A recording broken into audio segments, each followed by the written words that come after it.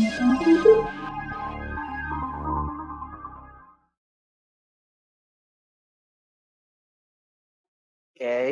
yes, that looks good. So we have Tuys here. Thank you. Hello. Welcome to the Q&A. Thanks for having us. And welcome to MVM Live 2020. How did you felt in the performance? How was the performance for you? Well, obviously strange. Like we did a few live streams, and it's always a bit like a weird experience. But we also kind of got used to it, and it can be. It's a whole different feeling compared to a normal live show, I'd say. But it's fun anyway, and we're really happy that there are things like these that kind of replace normal concerts. Still happy to play our new songs and stuff. So. Okay, so Tuys is a group of 4 young men from Luxembourg. How did it came to be, Tuys? Actually, it's quite a long time ago in primary school. We found this band. We were 10. Oh my God! How old are you now? We're 23. So, okay. I'm 23. The others are 24. But so we spent all our youth together, kind of. Wow. Also, but basically, you didn't start making music when you were 10. It was just playing around, or were you already? No, we actually founded the band. We chose the name at the age of 10, and then we kind of learned how to play music. Okay. Alongside of it. So the band came out before the music skill. I find it amazing. Yeah, I mean, obviously, if you hear our first songs, you will be like, oh yeah, I know. So what was the first song that you wrote as a group? That's is a song called "Geh doch bitte vor." We used to write lyrics in German because we didn't speak English. Okay. At the time, so that would be the first song. Yeah. And what was it about?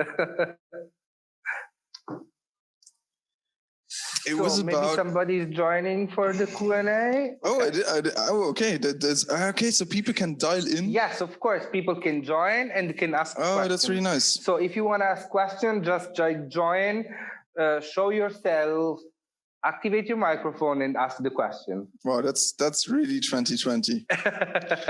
I didn't know that. That's so cool. Yeah. So if people want to. The song was about, I don't know,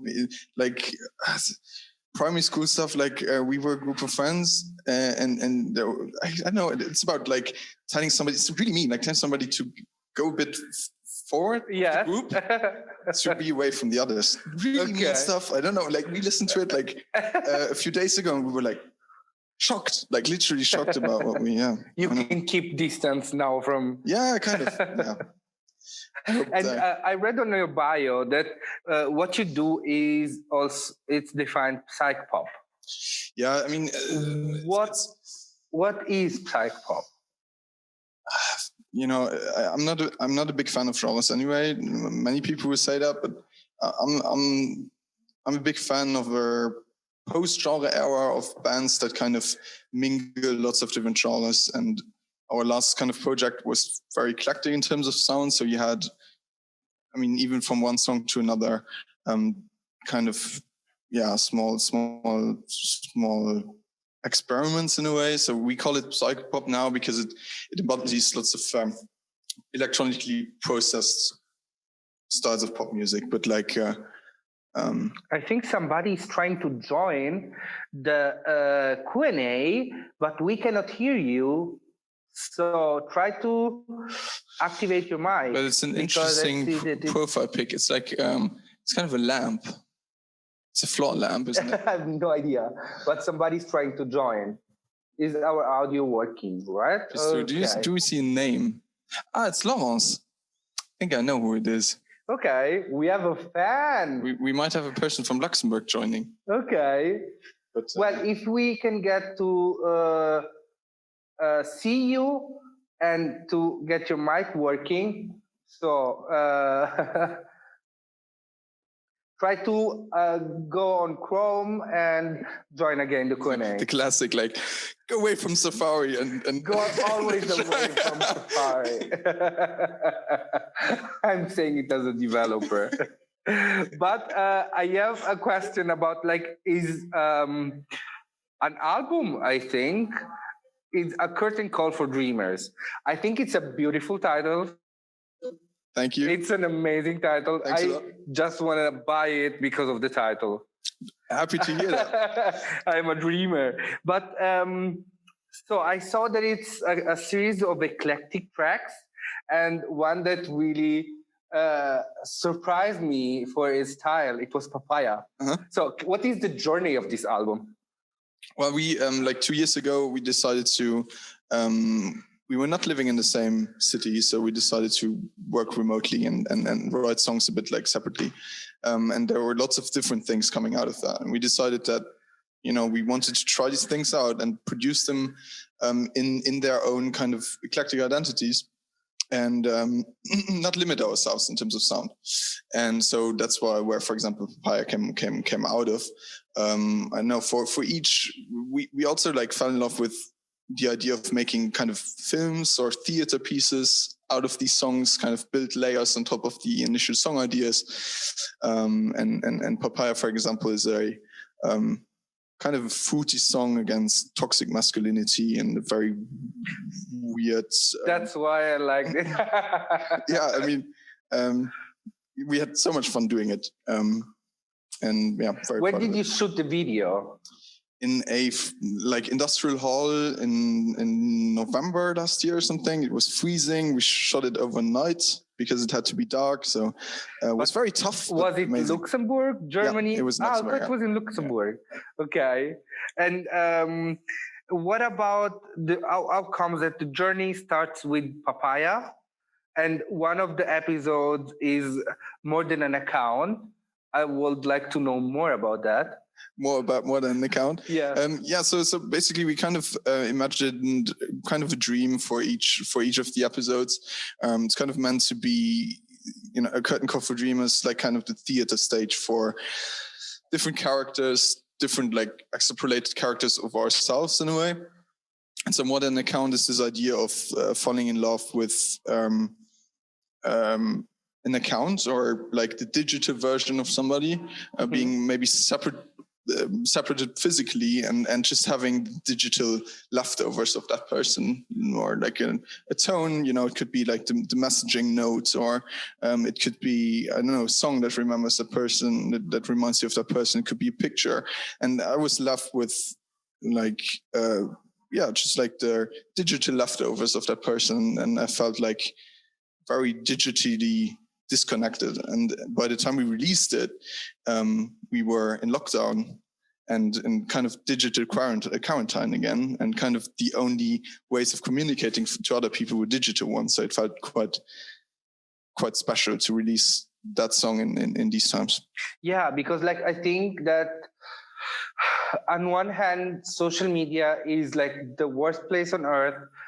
I do believe that there is a very big good side on it. Yeah. And I think that in this pandemic, if we would have been totally free of social media, a lot of people would have been more mentally ill, I think, because... I do agree. It's a completely two-sided story, and I'm also on many sides a fan of social media, but I also think that it's currently dividing society and at a large and a fast pace, and that's quite dangerous. So, and the ending of the final episode, it's called Saturday Night. What is Saturday Night about?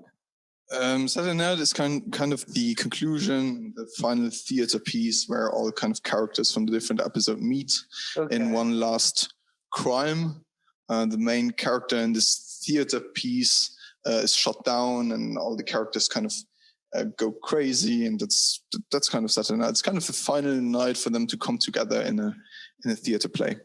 So then each character main character from different videos. So like exactly. They come together. And we kind of play with these you know, we were in the band before this project. We were a band writing, you know, very autobiographic songs, and these, like Eclectic for Dreamers, is still to a large extent autobiographic, but we fell in love with fiction and making up stories and characters. And so in that episode, we kind of play with different layers of fiction. We let them like collide, and you go from a character in the film, like this idea of metafiction, the theater play in the video, in the song, like that was kind of fun to play with these concepts. And you mentioned before, like, this is one last question. You mentioned before, like, toxic masculinity. What is your point on that matter? I mean, Papaya was like just being Jan, being very, very set up about stories. Lots of stories he would hear about female friends of us being just kind of what is the English word? Being kind of weirdly offended in different ways.